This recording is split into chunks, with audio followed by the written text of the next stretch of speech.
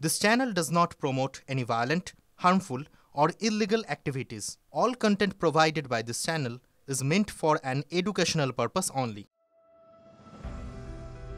ঘোষণা হয়েছিল অনেক আগে, অবশেষে এই দিন হয়ে গেল উদ্বোধন। পুরুলিয়া বাঁকুড়া হাওড়া মেমু ট্রেন ভায়া মশাগ্রাম চালু হলো। পুরুলিয়া থেকে গড়ালো ট্রেনের চাকা। হাওড়া ডিভিশনের সাঁতরাগাছি স্টেশন থেকে ভিডিও কনফারেন্সের মাধ্যমে শুভ সূচনা করলেন রেলমন্ত্রী অশ্বিনী বৈষ্ণব।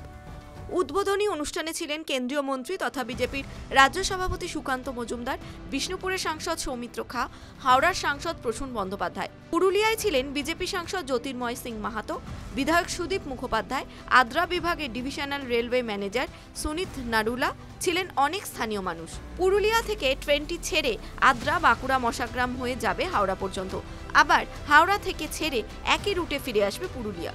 ভোর 4টে পুরুলিয়া থেকে হাওড়া পৌঁছবে 11:40 এই ট্রেনই বিকেল 4:15 ফের ছাড়বে হাওড়া থেকে। পুরুলিয়া পৌঁছাবে রাত 11:55। ঠিক হয়েছে পুরুলিয়া থেকে বাঁকুড়া পর্যন্ত 4টে জায়গায় দাঁড়াবে।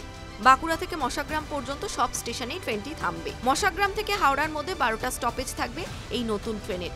পুরুলিয়া থেকে হাওড়া পর্যন্ত যেতে ভাড়া দিতে হবে 60 টাকা।